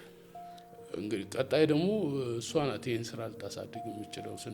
ምግባሯ፣ ባህሪዋ፣ ሁሉ ነገሯ እንደኔ ነው። ስለዚህ የቤተሰብ ቢዝነስ እየሆነ ነው ማለት እንችላለን ማለት ነው። አዎ፣ ግን በቤተሰብ እንዲቀር አልፈልግም። ልክ ነው፣ ማደግም አለበት። ለምን አባቱ ነገ ትቼው ልሄድ? ነገ ሟች መሆኔን እኮ አውቃለሁ። ለልጄ ለቤተሰብ ትቼ ከሚሄድ ለህዝብ ለተቸገረ ለብዙ ወጣቶች ለብዙ ሰዎች ትቼ ቢሄድ አንደኛ ፈጣሪም የሚወደውን ነገር ነው የማደርገው። ለቤተሰቦቼ ብቻ ሰጥቼ ለቤተሰቦቼ ሰጥቼ ሲሄድ ቤተሰቦቼስ ምንድን ነው የሚማሩት ከኔ? ያንን ሙያ አፈነውን ይዙ ነው ማለት ነው። ቀጣዩ ጄኔሬሽን ይህን ነገር አያገኙም። እኔ መበተን አለብኝ ሙያዬን እበትናለሁ። እሷም በእኔ ባህሪ ነው ያላት፣ ታስተምራለች። እሷም አሁን አንተ ሙያህን በመስጠትህ ምንም የሚቀንስ ነገር እንደሌለ አምናሃል ማለት ነው። ምንም እኮ አይቀንስብኝም። አንድ እንጀራ በልቼ ለማድረው ምን ይቀንስብኛል? ምኝታ ነው፣ እየተኛው ነው። እንቅልፍ ነው፣ ማንኛውም ሰው እንቅልፍ እየተኛ ነው። እንደ ማንኛውም ሰው እበላለሁ፣ ያገኘሁትን እበላለሁ። መብላታችን መኖራችን በቂ እኮ ነው። ባገኘው ነገር አመስግነህ ከኖርክ፣ ያለችን ነገር ለሰው አካፍለህ ከኖርክ ፈጣሪ የሚወደውን ነገር ነው የምታደርገው። ስለዚህ ልጄም ብቻ አይደለም፣ ልጄም እንደዛው ናት፣ የኔ ናት። ግን እንደኔ ነው ባህሪዋ። ለልጄ ብቻ አውርሻ አልሄድም። እሷ ታሳድገዋለች። ሰው ባስተምር ከኔ ጎን እኮ ነው የሚሆኑት። እኔ በዚህ ስራ እውቅና አገኘው። አሁን ኦርደር እየተጨናነኩ ነው ብዙ ሰው ስለሚያዝ። ስለዚህ በአንተ በኩል ስራ አመጣለሁ። በቃ እኔ አስተማርኳቸውን አመጣለሁ። በስሬ እነዛን ሰዎች አስቀምጣለሁ። ስራዎችን ኦርደሮችን እቀበላለሁ። ለነሱ ስራ ፈጥሬ እኔ የሚገባኝን አግኝቼ ሙያውን መስጠት ማለት እኮ እንደገና በእነሱ እነሱ ተጠቅመው እኔም ተጠቃሚ ነው የምሆነው። ሙያ ለመስጠት ገንዘብ ከማስከፈል ይልቅ ሙያን ሰጥቶ አብሮ መስራት ይሻላል። በጣም አሪፍ። ይሄ በጣም ትልቅ ኮንሰፕት ነው በነገራችን ላይ። አብሮ መስራት ይቻላል። እሺ ሙያውን ደበቁት፣ ገንዘብ ከፍሎ የማይማር አለ። እኔም እንደደበቁት ብዙ ትእዛዝ መጣ፣ ከዛ አትሰራውም። እኔም እንደደበቁት ሰውየውን ሳይማር ቀርቶ በችግር ሊያልፍ እኔም እንደደበቁት ባልፍ ምንድነው? እግዚአብሔርም እኮ አይወደውም እኮ ይሄ። እኔ ካስተማርኩት ግን ያ ሰው በራሱ እንቅስቃሴ ስራ ካጣ እኔ ጋር ይመጣል። ግዴታ የለበትም። ከተሰጠህ መልካም ነገር ላይ ለሰዎች ማካፈል። ይሄ ደግሞ ሙያንም ብር ብቻ መስጠት እኮ አይደለም። ብር ብሰጠው ዛሬ በልቶ ጠጥቶ ያልቃል። ሙያ ብሰጠው ግን በዛች ሙያው በላበትም ጠጣበትም ቤተሰቦቹንም አኖረበትም እንደፈለገ ሆነበትም የሰውን እጅ አያይም። ራሱን እንዲችል አድርገው ይችላል። ስለዚህ ምን ለላይ የፈለኩት ምንድነው? ልጄም የኔው እንትን ነው ራዕይ ነው ያላትኝ ማሳደግም ነው ፈልገኝ ስራ። እሷም እያስተማረች ነው። ታስተምራለች ሰፈር ውስጥ። ከልጅህ ጋር ባለህ ሪሌሽን አሁን እንግዲህ በስራ አብራችሁ ነው የምትውሉት። ያንተን ሙያን የለመደችው በሱስ ምን አግዟል? ለምሳሌ የነበረውን መልካም ያልነበረ ጊዜ እንዳለፍክበት አይተናል። አሁን ደግሞ ልጅህ ያንተን ሙያ ለምዳለች፣ እየሰራችሁ ነው፣ በራሷን መንገድ ለመስራት እየሞከረች ነውና ከልጅህ ጋር ባለህ ሪሌሽን ምን አግዟል? ይሄ የክሮሼት ጫማ ምን መሰለህ፣ እኔ አሁን ከቤተሰብ ከተለያየሁ በኋላ ይሄንን ጀምሬያለሁ፣ እየሰራው ነበር። ጭንቅላቴ ውስጥ ብዙ የሚበጠብጠኝ ነገር ነበር። ያው ከጎዳና እንትን ያልኩት ገንዘብ አላገኝም፣ ለልጆቼ ምንም ነገር አላረግም፣ ስልክም የለኝም፣ እነሱን ደውዬ አላገኛቸውም። በሁለት ወር በሶስት ወር ማላገኝ ማለት ድምጻቸውን ማልሰማበት ጊዜ ነበር እና በስራ ላይ ያለው ባላስብም ልክ ቤት ስገባ ስለ ልጆቼ ነው የማስበው። አቅም ስለሌለኝ አልደግፋቸውም፣ ስለ ልጆቼ ነበር የማስበው።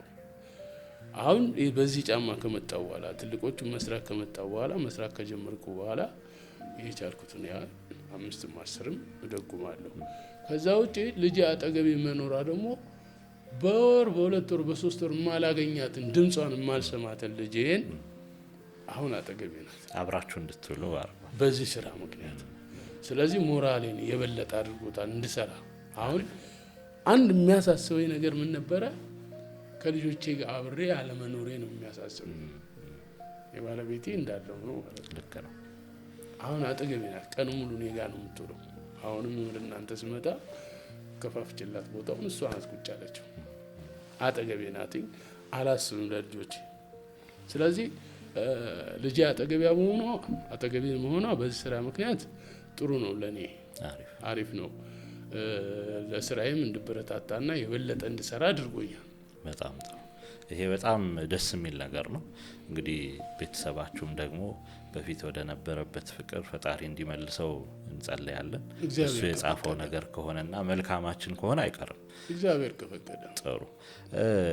ስለ ክሮሼት ስራ በተለይ እንደዚህ አይነት የእጅ ስራዎች ብዙ ሰዎች ያው ፋብሪካ ስላልተሰራ በማሽን ስላልተሰራ ስፔሻሊ የኛ ማህበረሰብ ጋር ርካሽ አድርጎ ማሰብ፣ አንዳንድ ጊዜ ደግሞ የላብህን ዋጋ ስትጠይቅ እንዴ ለዚች ይሄ ሁሉ ሊልህ ይችላል አይደል?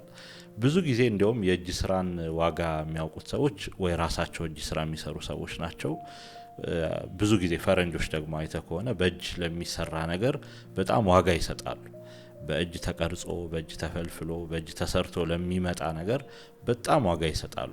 እኛ እጃችን ላይ ስለሆነ ይሁን አላቅም ብዙ ሰው እንደዛ ነው የሚያስበው። በተለይ የእጅ ስራ አይነት ስራዎች ላይ ርካሽ እንዲሆን ይጠብቃል። ምክንያቱም አድካሚነቱን አያውቀውም። ሁለተኛ ደግሞ ቅድም ካልኩ ጋር ከጥንካሬ ጋር ምናምን ሳያየውም ጥያቄ ስለሚያነሳበት እንዲህ አይነት ነገሮች አሉና የእጅ ስራን እውነተኛ ዋጋ ማህበረሰቡ እንዲረዳ ምን ማድረግ አለብን? አንተስ የገጠሙ ነገሮች አሉ? ይሄን ጫማ ስጀምረው ይሄ አይደለም፣ ይሄ ትልቁን ጫማ ሳይሆን የህፃናቶቹን ስጀምር ብዙ ነገሮች ይነገራሉ፣ ብዙ ነገሮች ይሉኛል። በቅር ሰርተው ነው አሁን አንዴ ስትራመድበት እኮ ይፈተናል የሚለኛል፣ ያገለግላል የሚለኛል። መጥቶ ጠይቅ ያገለግላል፣ አንተ ይሄ ነገር ያገለግላል የሚለኛል። በፊት ወደ ትልቆቹ ገባ፣ ይሄ ለቤት ነው የሚሆነው የሚለኛል። አይ በእግር መራመድ ይቻልበታል እላለሁ። ሌላ ምንም ማለት ነው። ተስፋ አልቆረጥኩም። በህፃናቶቹ ጊዜ ያው አንዳንድ ሰፖርት ለማድረግ ምናምን አንዳንዱ እንዳልኩ ገዝቶ መልሰሽ ጠው ይለኛል። አንዳንዱ እንደገና በርታ ጎበዝ ሳይገዛ በርታ ጎበዝ 1000 ብርም 500 ብርም የሚሰጠኝ ሰው አለ።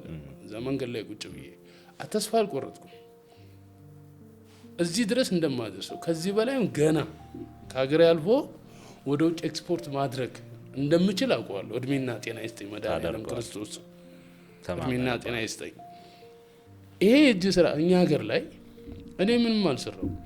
እውነት ነው የምልህ። እኛ ሀገር አሉ ብዙ የሚሰሯቸው ካፖርቶች፣ የሚሰሯቸው ኮፍያዎች፣ የሚሰሯቸው ሹራቦች በእጅ የሚሰሩ በጣም በጣም የሚያማምሩ ማለት ነው። ፈረንጆቹ የበለጠ የሚሰሩ አሉት።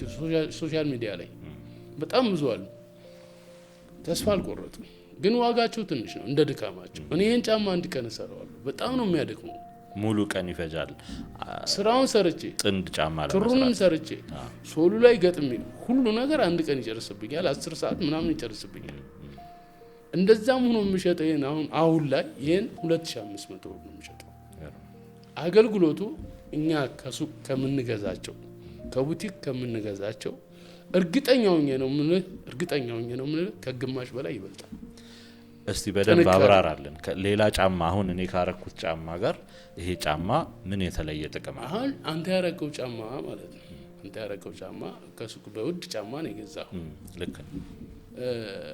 የሆነ ነገር ቢያገኝ ይበሳል። እንደገና ደግሞ የላይኛው ፓርት ማለት ነው በዝናብ ቀለም በማጣት ይቆራረጣል ወይም አገልግሎቱ አጭር ይሆናል። ይሄ እንደነገርኩ የፖሊስተር ነው።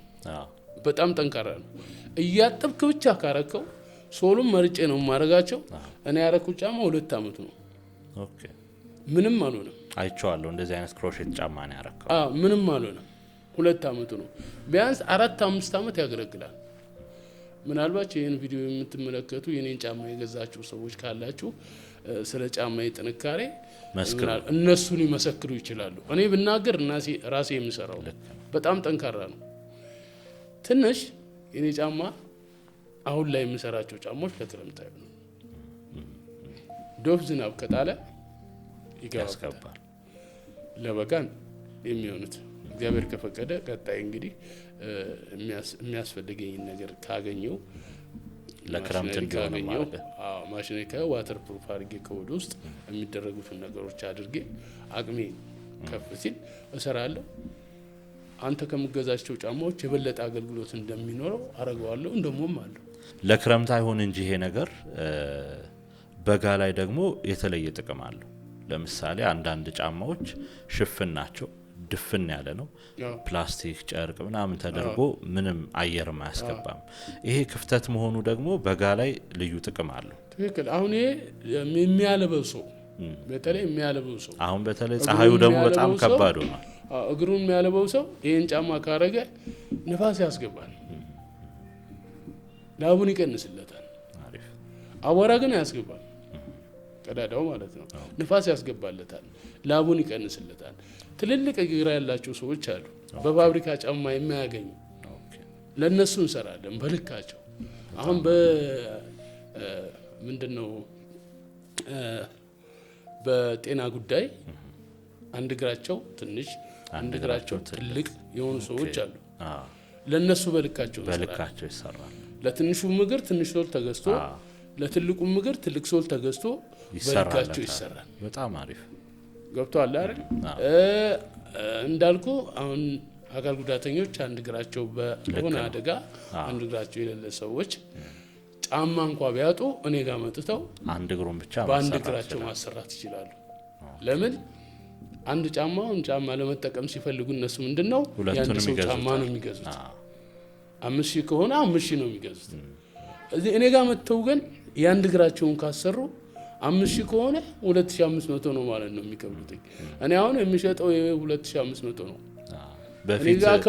በፊት እንደ ቀልድ የሚነገረው ምስክሬ ነው 1250 ብር ሰራላቸው። በፊት እንደ ቀልድ የሚነገረው ቀኝ እግርና ግራ እግር የሌላቸው ሰዎች ጓደኛ ይሆናሉ ይባል ነበር። እውነት አንድ ላይ ገዙና ቀኙን አንዱ ግራውን አንዱ ይወስዳል። አሁን አንተ ጋር ግን ኤኒዋን እንግዲህ ጓደኛ ያስፈልጋል። በልካቸው በስርዓት በጥሩ ዋጋ በደንብ ያገኛሉ አንተ ጋር። በቃ እኔ ከምሰራው ጫማ ሰዎች የሚሰራው ጫማ ከሆነ 1500 ብር ከፍለው ለአንድ እግራቸው ቀኝውን ግራ ይሁን ሰርቼ እሰጣቸዋለሁ። በጣም አሪፍ። እኔ ጫማዎች ብዙ ጥቅም አላቸው። በሚፈልጉት ከለር በሚፈልጉት ዲዛይን አዘውኝ በቅርበት ፋብሪካ ሳይሄዱ አጠገቤ መጥተው ማቴሪያልን አይተው በዚህ ስራልኝ ይሄ ወፍራም ነው ይሄ ቀጭን ነው መርጠው እኔ ጋር ማሰራት ይችላሉ። ሶሻል ሚዲያ ላይ ከብዙ ሰዎች ጋር ያስተዋወቀህ ገጠመኝ ነበር አይደል? ይሄንን ስራህን በተመለከተ እስቲ ስለሱ ገጠመኝ ደግሞ አጫውተን። አሁን በጣም ብዙ ሰው ስራውን ያለውን ችሎታ በደንብ እያስተዋወቀ ያለው ሶሻል ሚዲያ ላይ ነውና አንተ ደግሞ እንዴት ብዙ ሰው ጋር በሶሻል ሚዲያ ልትተዋወቅ ቻልክ? ያችን ገጠመኝ ትንሽ አጫውተን። የሶሻል ሚዲያው ገጠመኝ ምንድነው? እኔ አሁን የምሰራበት ቦታ ቦሌ ጃፓን ኤምባሲ ካዲ በርገር ፊት ለፊት ነው የሚገኘው። መንገድ ዳር ነው። በብር ኢትዮጵያ አካባቢ መንገድ ላይ ይሸጥ ነበር። ከዛ እንደገና ደግሞ ያው በኮሪደሩ ምክንያት ቦታው ሲከለከል በሱ ወረታች ቁልቁለት መግቢያ አለ። እዛ ጋር የቆሸሸ ቦታ ነበር። እሱን አዝድቼ ሰው መተላለፍ አይችልም ነበር በዛ በኩል ሽታ ስለነበረው። ቢያንስ ከ8-9 ኩንታል በላይ ነው እዛ ጋር ያነሳሁት ቆሻሻ ያጥንት የምናምን አዝድቼው አትክልት አድርጌው ንጹህ አድርጌው እዛ ጋር ነው እየሰራው ያለሁት እና የዛን ሰዓት የምሰራው የህፃናቶቹን ነበር እና የትልልቅ ጀምር ያለሁኝ እዛ ጋር ቁጭ ብዬ በምሰራ ሰዓት ሄኖክ ይባላል ወደ ዓለም ሲኒማ አካባቢ ከዓለም ሲኒማ ወደዛ አለፍ ብሎ ያለው ህንጻ ማን ነበር? ከዓለም ሲኒማ ወደዛ ነው ዴች ገዳ አንድ ህንጻ አለ ስሙ ጠፋኝ። ዴች ገዳ ፍሬንድሺፕ ዴች ገዳ ነው የሚሰራው። ቢሮውን አላውቀውም እንደሚሰራ አላውቀውም፣ ግን በዛ ጋር ምሳሌ በላይ ያልፋል ሁሌ ያለው። እስቲ ይሄ ልጅ ብሎ ከጓደኛዬ ምንድነው ይሄ ልጅ ጥሩ ስራ ነው የሚሰራው ሲንዶ ቆይ ምናምን ብሎ መጣ። ወንድም ያለኝ አቤት ሲም ግድ የለም እነዚህ መሰራቸውን ጫማዎች ቲክቶክ ላይ ላሳይልህ። እሺ ከዛ በፊትም አስባለሁ ግን ስልክ የለኝም። ግን እንደዚህ ጥቅም ያለው አይመስለኝም። ቲክቶክ ዝም ብሎ መቀለጃ ምናምን ነበር የሚመስለኝ። ቀረጸ ትንሽዬ ቪዲዮ ናት ቀረጸና ፖስት አደረገው። አዲስ አካውንት ከፍቶ አለው የራሱ አካውንት አለው። አዲስ አካውንት ከፍቶ እረፍት አጣሁ። ኪሎሽ እንደዚህ መስራት አቃተኝ። ስልክ የሚደውለው ስልክ በዛ በሱ በለቀቀው ቪዲዮ ለምን የኔን ስልክ ነው እዛ ጋር የተናገረው መስራት አቃተኝ። እንደዚህ በቃ እንደዚህ አሁን እንደዚህ እቺን ኪሎሽ ሰካለውኝ እንደዚህ አሁን ሁለት እንዳስገባ 2 3 ሳረግ ይደውላል። 3 ሳረግ ገና 4 ሰዓት ሳይሞላው ስልኬ ቻርጅ አለቀ። እንደገና ቻርጅ አረግ ቀን ሙሉ በስልክ ትዕዛዝ ስትቀበል ማለት ነው። ተቀባይነት አገኘ። ሰው ይደውልልኛል፣ እታዘዛለሁ፣ ከየክፍለ ሀገሩ እታዘዛለሁ። እዛ ላይ የሚጻፍልኝ ኮሜንት የሚደውልልኝ ሰው የበለጠ ጠንካራ እንደሆነ አደረገኝ። ድሮም ጠንካራ ነኝ፣ የበለጠ ደግሞ ጠንካራ እንደሆነ አደረገኝ። ሶሻል ሚዲያው ታሪክ ይሄ ነው። 16000 እስከሚደርስ ድረስ እሱ ጋር ነው የነበረው ቲክቶክ። ኦኬ እሱ ነው ማኔጅ ያለው። እየመጣ ይቀርጸኛል፣ ይሄደ ፖስታል። እየመጣ ይቀርጸኛል፣ ይፖስታል። ከኔ ወደ ላይ የምትኖር አንድ ህንጻ ያላት አፓርትመንት ያላት ሴትዮ አለች። ለምን አልነግራትም? ጥሩ ሰው ናት ሲባል እሰማለሁ። ለምን አልነግራትም አልኳት። እንደዚህ አይነት ችግር አለብኝ እና ስራዎቼ ጥሩ ስራ ነው የምሰራው። የምሰራበት ባክሽን ስልክ እንደው አሮጌ ስልክ ካለሽ አሁን ወደ ጣሊያን ሄዳለሁ ስመለስ ይዤ እመጣለሁ እንደ ቀልድ አለች። አይ በቃ ገዛልኝ እና ብዬ ዝም ብዬ ተመልሼ ቁጭ አልኩ። 15 ቀን ሳይሞላት መጣሽ። የመጣች ለት አስጠራችኝ በጥብቆች ሄድኩ። የታሸገ ስልክ ሰጣችኝ። አዲስ ስልክ አሁን ስልክ ሰጣችኝ። አሁን በዚህ ነው የምጠቀመው። ደስ ይላል። ቲክቶኩን ነገርኳቸው። ስልክ አገኘሁ፣ ደስ አላቸው። ቲክቶክ ለኔ ሰጡኝ።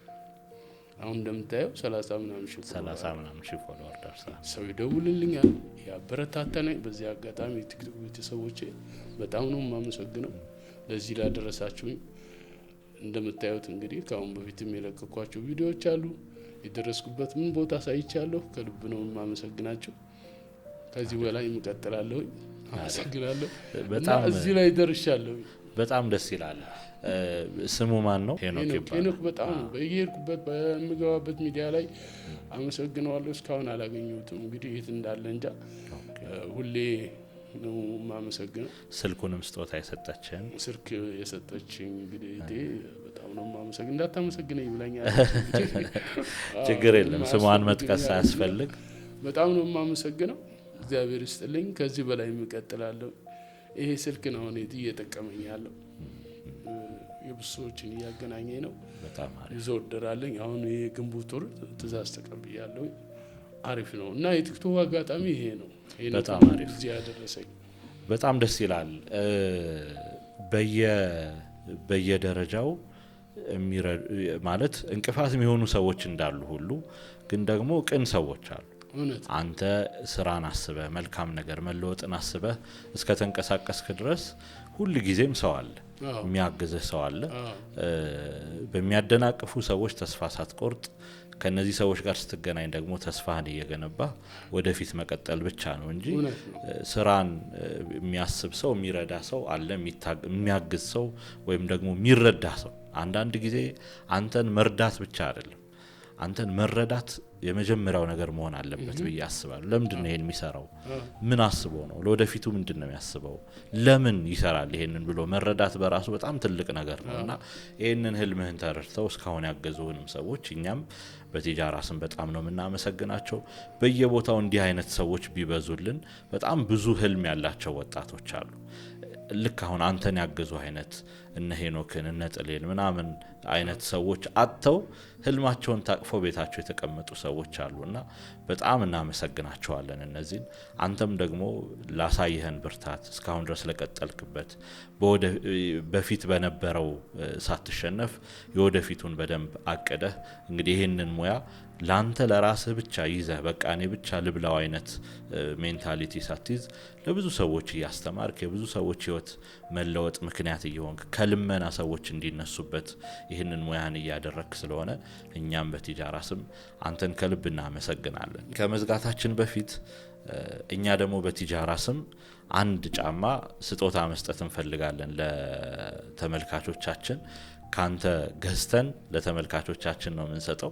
ይሄንን ቪዲዮ ዩቲዩብ ላይ ስንለቅ ኮሜንት ላይ ሁሉም ሰዎች ስላንተ የሚሰማቸውን ነገር ይጽፋሉ።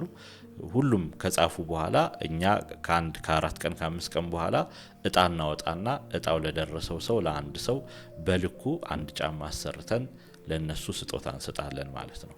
በተጨማሪ ደግሞ እኔም ከመጀመሪያ ቀን ጀምሮ ስላየሁት ስለወደድኩት አንድ የራሴን ጫማ አዛለሁኝ። ሌሎቻችሁም ሰዎች ደግሞ ይሄንን ትእዛዝ ማዘዝ የምትፈልጉ ከሆነ ከስር በምናስቀምጠው ስልክ ቁጥርና ቲክቶክ ላይ ደግሞ ተስፋ ክሮሼት ሹዝ ብላችሁ ሰርች አድርጋችሁ ብታገኙት ቀጥታ እሱን ማዘዝ ትችላላችሁ ማለት ነው። አሁን ቪዲዮ ከስር በምታዩት ስልክ ቁጥር ቀጥታ እሱን ማግኘት ትችላላችሁ። በጣም ነው የምናመሰግነው። አመሰግናለሁ። በጣም አሪፍ። መዝጊያ ላይ ማለት የምትፈልገው ካለ የቀረ ምስጋና ካለ እነዚህን ነገሮች እናድርግና እናጠቃል። በመጀመሪያ ለዚህ ያደረሰኝ መድኃኔዓለም ክርስቶስ ክብር ምስጋና ይገባው። አመሰግናለሁ። በመጀመሪያ ማመስገን እንፈልገው ለዚህ ሁሉ ደረጃ ያደረሰችኝ ሊሊ በቀለ ትባላለች። ህብር ኢትዮጵያ መንገድ ላይ ቁጭ ብዬ 5 ነው 6 ጫማ ሰርግቼ እየሰራው መንገድ ላይ ስትሄድ አየችኝ። ፎቶ ነው ያነሳችኝ። ፎቶ አነሳችኝ፣ ትዊተር ላይ ለቀቀችው። ከዛን ጊዜ ጀምሮ እሷ በለቀቀችኝ ሰሞን በጣም ብዙ ሚዲያዎች እንግዲህ ኢትዮጵያ ውስጥ ካሉ ሚዲያዎች ኢቢኤስ ብቻ ነው የቀረኝ። ሌሎቹ ሚዲያዎች በሷ ምክንያት ነው። እሷ በለቀቀችኝ ኢቢኤሶች ወደ ኋላ ቀርታቸዋል። ተስፍሽን ፈልጋቸው አገኛት። 6 ሚዲያ ላይ ነው የቀረብኩት እሷ በለቀቀችው ቪዲዮ። ሊሊ በቀለም በጣም አመሰግናለሁ። እበረታለሁ። ድሮ የምትመክሪ ነገር አለ። ያን ምክር ተቀብዬ ደግሞ አሁን የምትፈልጊ ቦታ ደርሳለሁ፣ ህልሜን አሳካለሁ። ሊሊ አመሰግናለሁ። በየቦታው ለምትተባበሩኝ በኮሜንት ላይ በቪዲዮ ላይ ጥሩ ኮሜንት እየሰጣችሁ ጥሩ ነገር እየጻፋችሁ እዚህ ደረጃ እንድረስ ላደረጋችሁ ባለፈው እንዳያችሁትኝ ኢትዮጵያ ታምርት ባዛር ላይ ተሳትፌ በእናንተ ምክንያት ነው። እንግዲህ ከጠቅላይ ሚኒስትሩ ጀምሮ ስራዎች ታይተውልኝ የአድናቆት ንግግር ነው እንትን ያሉኝ አድንቀውኝላል። ሰዎች አግኝተውኛል። አንተም እንግዲህ እዛው መተነ ያገኘኝ ይህን ሁሉ ላደረጋችሁልኝ የቲክቶክ ቤተሰቦች ጎኔ ላለችው ልጄ ብዙ ነገር ላረጋ ከሌ ብዬም አልጠቅስም። ስቀጥል እንደገና ከመጀመሪያ ጀምሮ ደግሞ ላበረታታኝ አንተዬ ስሊፐር ፋብሪካ ባለቤት፣ መርካቶ የምትገኝ የሶል የሰጠኝ ባለቤት፣ ሁላችሁም ብዙ እኔን ሰፖርት ያደረጋችሁኝ ሰዎች ከልብ አመሰግናለሁኝ። እቀጥላለሁ። እግዚአብሔር ይፍቀድ። የሚፈልገው ደረጃ አድርሳለሁኝ። እናንተንም በጣም አመሰግናለሁ። እዛ ቦታ አግኝታችሁኝ እዚህ ቦታ ስለጋበዛችሁኝ አመሰግናለሁ። ክብር ይስጥልኝ። በጣም ነው የምናመሰግነው እንግዳችን ስለነበርክም ለብዙዎች ደግሞ መነሳሳት ሆነ ህይወታቸው እንዲቀየር ምክንያት ስለሆንክ ይህንን ቪዲዮም ደግሞ ለሚያዩ ወንድምና እህቶች ደግሞ ሌላ ኢንስፓይሬሽን እንደምትሆን ተስፋ እናደርጋለን። እንግዳችን ስለነበርክ እጅግ አድርገን እናመሰግናለን። የሚኖሩን ፕሮግራሞች አሉ፣ ሌሎች ድርጅቶችን ምናምን የምናሳትፍበት እዛ ፕሮግራም ላይም ከዚህ በኋላ የቲጃራ ፋሚሊ ነህ በሚኖሩን ፕሮግራሞች ላይ እንጋብዛለን፣ ትሳተፋለህ። ተስፍሽ በጣም ነው ማመሰግነው ለነበረን ቆይታ። ውድ ተመልካቾቻችን ከተስፍሽ ክሮሼት ሹዝ ጋር ያደረግነውን ቆይታ እንደተከታተላችሁት ነው። በጣም ደስ የሚል ቆይታ አድርገናል። እንደነገርናችሁ ይሄንን ቪዲዮ አይታችሁ ጨርሳችሁ እንግዲህ ኮሜንት ላደረጋችሁ ሰዎች ኮሜንት ካደረጋችሁት ውስጥ እድለኛ የሆነውን አንድ ሰውን መርጥና በልኩ ወይም ደግሞ በልኳ ይሄንን ጫማ አሰርተን በስጦታ ያላችሁበት ድረስ እንልክላችኋለን። ያው ያላችሁበት ሲባል እንግዲህ በመላው ኢትዮጵያ ያላችሁ ማለት ነው። ውጭ ሀገር ያላችሁም ሰዎች ይሄንን እድል መጠቀም ትችላላችሁ። ከዛ በኋላ ግን ምናልባት ወደ እናንተ መላክ ላንችል እንችላለን። እዚህ ላለ ቤተሰባችሁ ግን መሸለም ትችላላችሁ። ስለዚህ አሁኑኑ ወደ ኮሜንት ሂዱና ኮሜንት ላይ ስለ ተስፍሽ የተሰማችሁን ነገር መጻፍ ትችላላችሁ። ኮሜንቶቻችሁን እኛ በእጣ አወዳድረን እጣው የወጣለት ሰው ይሄንን ጫማ ይወስዳል ማለት ነው። ወይም ደግሞ በመረጣችሁት ከለር ተሰርቶ ይላክላችኋል ማለት ነው። ይህንን ቪዲዮ እያያችሁ ሰብስክራይብ ያላደረጋችሁ ከሆነ እዚህ ቪዲዮ ላይ የቢዝነስ እና ቢዝነስ እንዲሁም ደግሞ የስራ ፈጠራዎችን የተመለከቱ የተለያዩ ቪዲዮዎችን ስለምንሰራ እንዲህ አይነት ኢንስፓየር የሚያደርጓችሁ ስቶሪዎችንም ይዘንላችሁ ስለምንቀርብ ሰብስክራይብ አድርጉ። ቀጣይ ቪዲዮዎች በቀጥታ እንዲደርሳችሁ ማለት ነው። ከቲጃራ ጋር የነበራችሁ ቆይታ ይሄንን ይመስል ነበር። ፕሮግራሙን እየመራው የነበረው እኔ ሙሳ ኑረዲን ነኝ። ሰላም።